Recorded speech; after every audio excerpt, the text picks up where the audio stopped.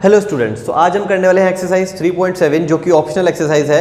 ठीक है, आप पेज नंबर 68 पर देख सकते हैं। इसका क्वेश्चन नंबर 3 हम करने जा रहे हैं। A train covered a certain distance, कुछ डिस्टेंस कवर किया, मेरे को ये नहीं बताया इन्होंने कितना डिस्टेंस कवर किया, एट ए यूनिफॉर्म स्पीड।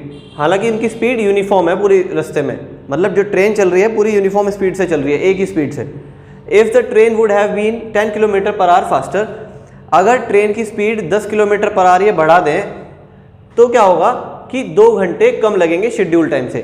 यानी कि आप समझ सकते हैं कि अगर ट्रेन एक पॉइंट से दूसरे पॉइंट पे जा रही है, डिस्टेंस सेम है, डिस्टेंस आज भी यहीं से यहीं तक है और कल भी यहीं से यहीं तक जा रही थी, तो फ़र्क किस चीज़ से पड़ता है? फ़र्क पड़ता है स्पीड बढ़ाने और घटाने से।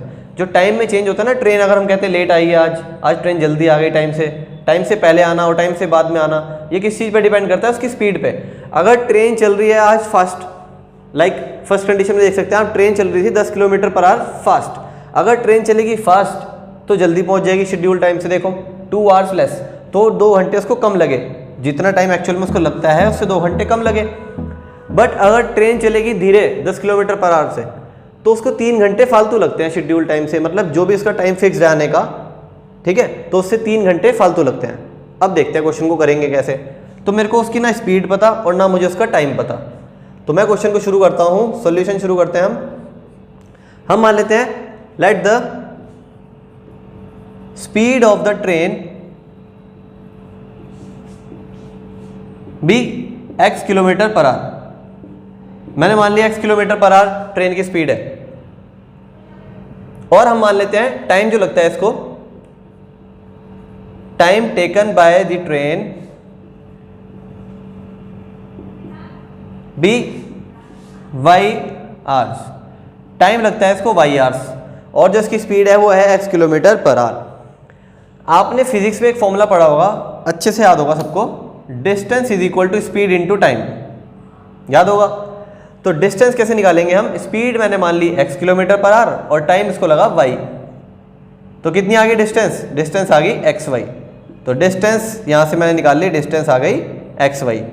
तो मेरे को क्वेश्चन में फाइनल में फाइंड क्या करना है? मुझे डिस्टेंस फाइंड करनी है, यानी कि मेरे को क्वेश्चन में x और y की वैल्यू फाइंड करनी है। उसके बाद उस x और y की वैल्यू को मैं यहाँ पे पुट कर दूंगा और मल्टीप्लाई करते ही मेरा डिस्टेंस कैलकुलेट हो जाएगा, जो कि मुझे फाइंड करना है। तो देखिए चलो कैसे करेंगे। अगर ट्रेन की speed 10 kilometre per hour faster हो जाए, यानी कि स्पीड बढ़ गई, स्पीड क्या हो गई? केस 1 में देखते हैं, केस 1 क्या कर रहे हैं, स्पीड कितनी आ गई? न्यू स्पीड लिख रहा हूं मैं, न्यू स्पीड कितनी हो गई? 10 किलोमीटर पर आवर फास्टर, यानी कि पहले x थी, अब x plus 10 kilometre per our हो गई। तो ऐसा करने से न्यू टाइम, जो न्यू टाइम लगा, अब जो नया टाइम आएगा वो कितना लगा? पहले लग रहा था y आवर्स, अब लगेगा 2 घंटे कम, यानी कि y में से 2 आवर्स माइनस कर लो। क्लियर? ऐसा करने से क्या आएगा? डिस्टेंस आएगा। देखो डिस्टेंस पहले भी उतना ही था, मैंने बताया था डिस्टेंस अब भी उतना ही है।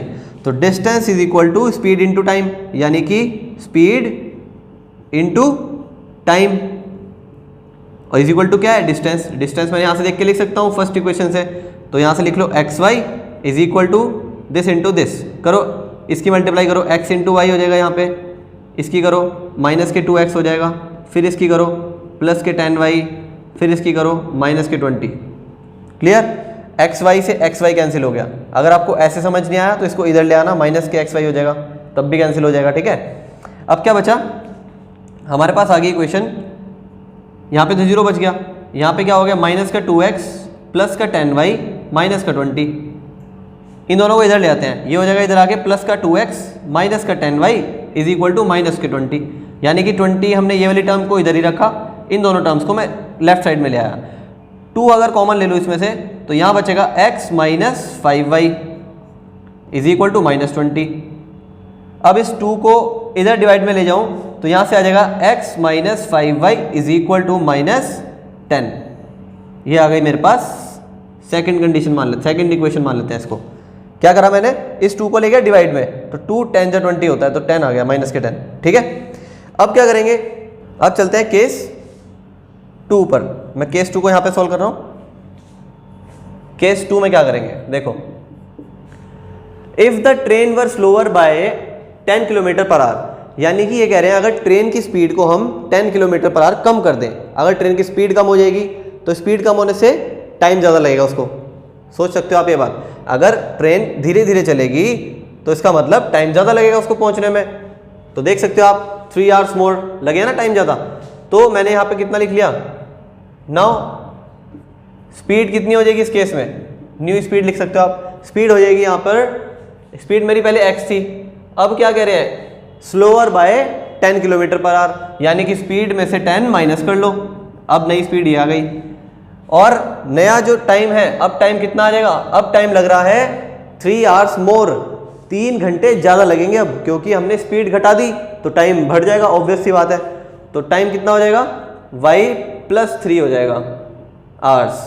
ठीक है, फिर से लिख लेते हैं, distance is equal to speed into time, speed multiply time is equal to distance, distance आज भी वही है, यहाँ से देख के लिख सकते हो आप xy, इन दोनों की मल्टीप्लाई करो, ये हो जाएगा xy + 3x माइनस के 10y और माइनस के 10 3 = 30, xy से xy कैंसिल, ये दोनों इधर आ जाएंगे, ये हो जाएगा 3x माइनस का और प्लस का 10y is equal to minus के 30। यहाँ से बन गई हमारी second condition, sorry third condition, second मैंने बना ली थी। ठीक है, तो मेरे पास 2 इक्वेशन आ चुकी हैं। अब इसको हम एलिमिनेशन से बड़े इजीली सॉल्व कर सकते हैं। देखो मैं कैसे करूँगा, मैं यहाँ पे लिख रहा हूँ, देखो यहाँ पे था x और यहाँ पे था 3x, तो मेरे को मल्टीप्लाई करनी पड़ेगी इक्वेशन 2 में 3 से, इक्वेशन 2 में 3 से मल्टीप्लाई करेंगे ना तभी तो ये 3x बनेगा, और ये माइनस का 3x है, फिर कैंसिल हो जाएगा, एलिमिनेशन वाला मेथड आपको बताया था मैंने। तो लिख रहा हूँ मल्टीप्लाई इक्वेशन 2 बाय 3, इक्वेशन 2 की 3 से मल्टीप्लाई कर दो पूरी इक्वेशन की 3 से मल्टीप्लाई, यहाँ पे आ जाएगा 3x माइनस 15y, पूरी इक्वेशन की मल्टीप्लाई करते हैं, कभी तुम सिर्फ x की मल्टीप्लाई कर दो, ऐसा नहीं, 3 की मल्टीप्लाई पूरी इक्वेशन से होगी, तो माइनस के 30। ठीक है, और इसको लिख रहा हूँ माइनस के 3x प्लस के 10y माइनस के 30, लिख लिया। अब क्या करेंगे, इसको कर रहा हूँ, यहाँ पे मैं लिख रहा हूँ, यहाँ पे हमने क्या किया, ऐड कर रहे हैं, इसको ऐड कर दिया तो ये हो जाएगा कैंसिल, प्लस का 3x माइनस का 3x कैंसिल, यहाँ पे आएगा प्लस माइनस माइनस, तो माइनस के 5y हो जाएगा यहाँ पे इज इक्वल टू, ये हो जाएगा माइनस माइनस प्लस, और साइन किसका आएगा, बड़े वाले का, और दोनों ही इक्वल है तो इसका मतलब नेगेटिव साइन लगा लो। तो y की वैल्यू आ जाएगी 60/5, यानी कि 5 12 60, तो y की वैल्यू आ गई यहाँ से 12। अब y की वैल्यू आ चुकी है, इसको आप पुट कर लो सेकेंड इक्वेशन में, मैं कर रहा हूँ इसको पुट इन इक्वेशन नंबर 2, इसको इक्वेशन नंबर 2 में पुट करेंगे तो x minus 5y is equal to minus के 10। देखो मैंने क्या किया, x minus 5y equal to minus के 10, ये थी इक्वेशन, तो y की जगह मैंने 12 पुट कर दिया, तो x minus 60 is equal to minus के 10, यहाँ से आ जाएगा x इज इक्वल टू, ये हो जाएगा प्लस का 60, इधर जाके देखो राइट साइड में जाके प्लस का हो जाएगा, तो x की वैल्यू आ जाएगी 60 माइनस 10 इज 50, तो x की वैल्यू आ गई है 50 और y की वैल्यू आई थी 12। अब ये मेरा आंसर नहीं आया, मेरे को निकालना क्या है, distance covered by the train, तो distance covered by the train कैसे निकालेंगे, एक्स वाई से, so distance covered by the train is X Y, तो यहां से आप लिख सकते हो x की वैल्यू यानी कि 50 इंटू वाई की वैल्यू, यानी कि y की वैल्यू कितनी थी 12, यहाँ से आ जाएगा 12 बाई 60 एंड एक जीरो लगा लो साथ में, 600 किलोमीटर, डिस्टेंस किलोमीटर में आएगा। So this is your answer. Pause the video and note it down. तो स्टूडेंट ये है क्वेश्चन नंबर 4, इसमें क्या कह रहे हैं, the student of a class are made to stand in a rows, जो कि क्लास में स्टूडेंट हैं वो रोज में बैठे हुए हैं, जैसे आपको पता ही आप क्लास में कैसे बैठते हो, रोज लगी होती हैं ऐसे, ये फर्स्ट स्टूडेंट, ये सेकंड, ये थर्ड, ये फोर्थ, ये फिफ्थ, इस तरह से बच्चे बैठे होते हैं रोज में। ठीक है, मैं आपको थोड़ा सा बना के दिखा देता हूँ जिससे आपको ईजिली समझ में आ जाएगा। तो आपको पूरी क्लास में अगर स्टूडेंट को गिनना हो, काउंट करना हो तो कैसे करते हैं, वो बेसिकली समझाया इस क्वेश्चन में। The student of a class are made to stand in a rows, देखो ये फर्स्ट रो, ये सेकेंड रो, ये थर्ड रो, ये फोर्थ रो, ठीक है ना, मैं यहाँ पे लिख देता हूँ first row, second row, third row and fourth row, ये 4 रोज लगी हुई है, और एक रो में कितने स्टूडेंट हैं, 5 स्टूडेंट है।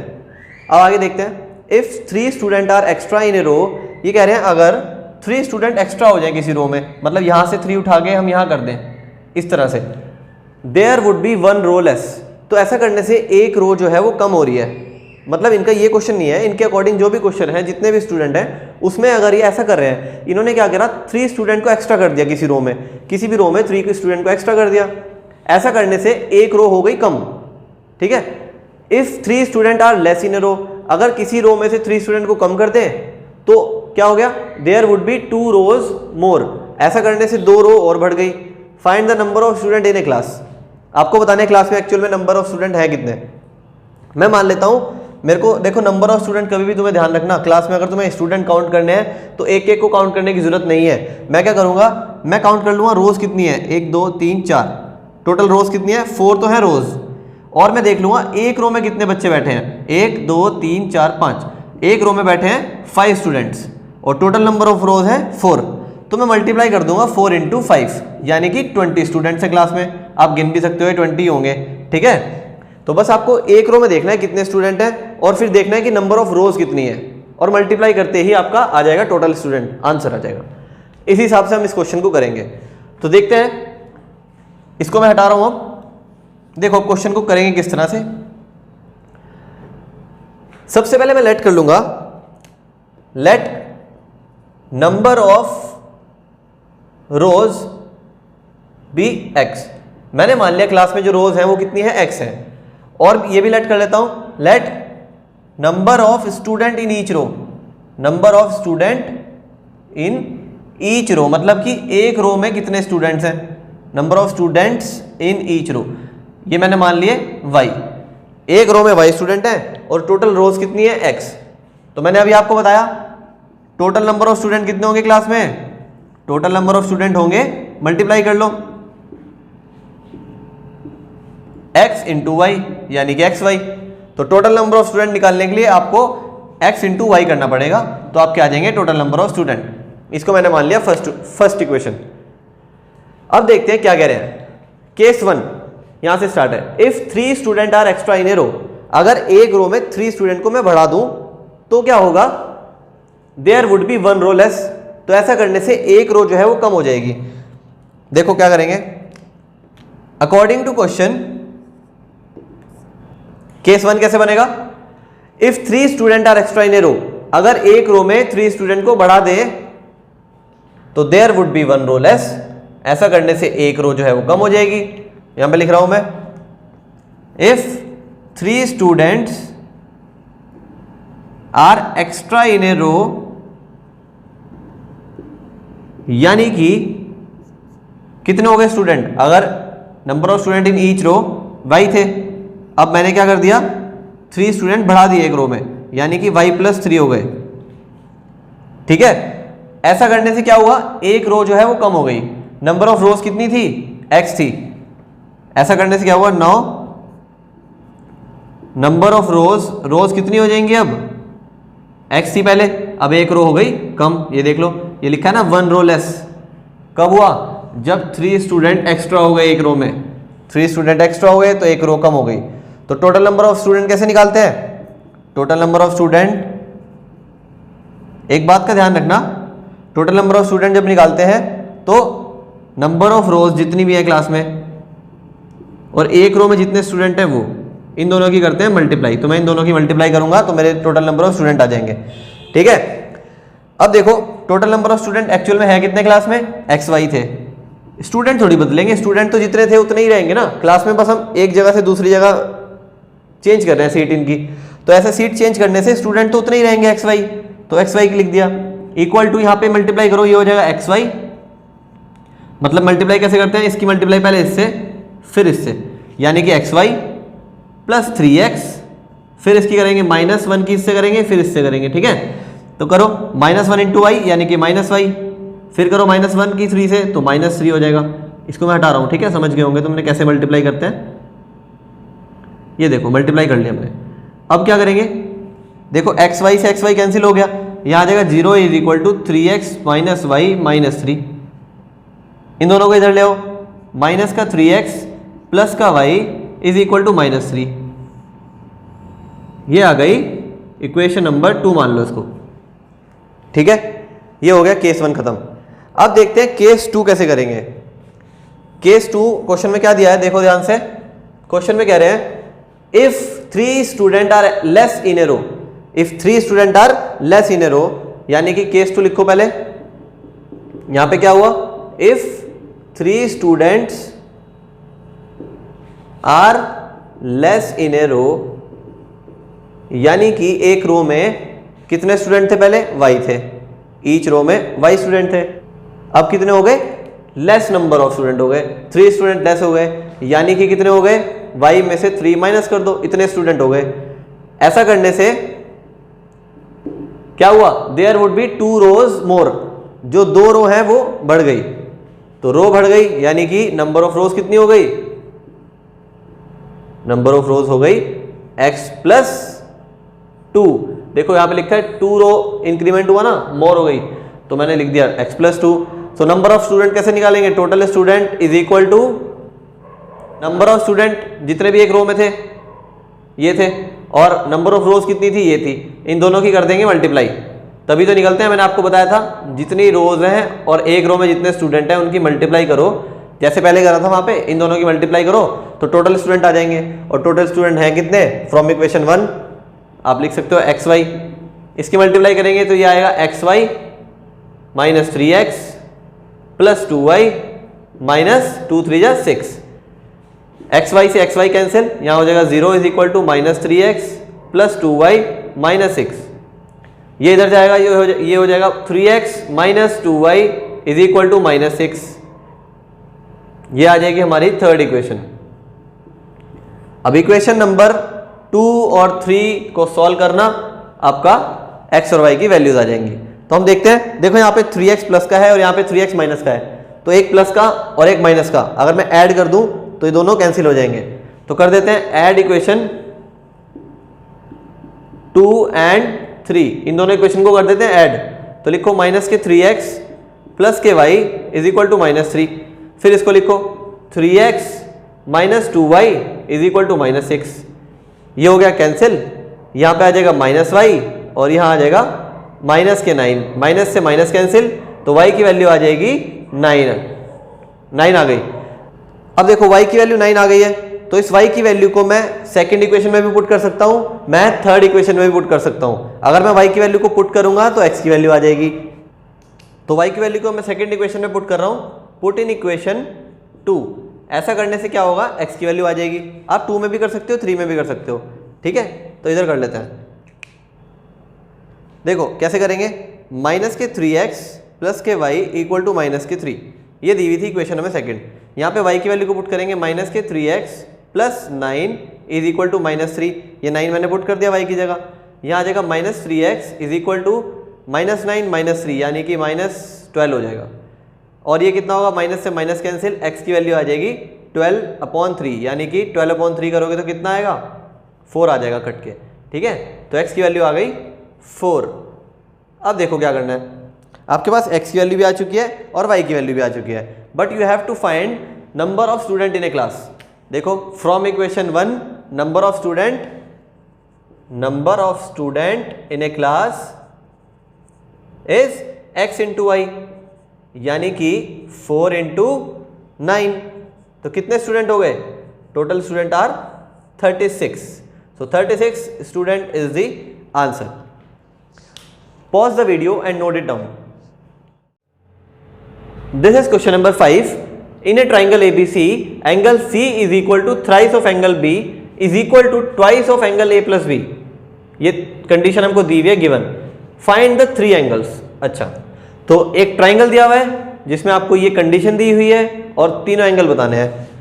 सबसे पहले ट्राइंगल का नाम आते ही मुझे एक बात तो पता चल गई थी कि ट्राइंगल के तीनों एंगल का सम कितना होता है, 180 डिग्री, ठीक है ना। तो मैं लिख सकता हूं angle A plus angle B plus angle C तीनों को मिला के कितना आएगा, 180 degree angle sum property of A triangle.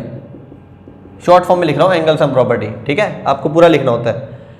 तो यहां पे लिखेंगे, अब देखो मैं एंगल C को रिप्लेस कर सकता हूं इससे, क्योंकि ये इक्वल है, वैसे तो C इसके भी इक्वल है, तीनों इक्वल है ना, तो मैं फर्स्ट कंडीशन में क्या कर रहा हूँ, सी को रिप्लेस कर रहा हूँ थ्राइस ऑफ एंगल बी से।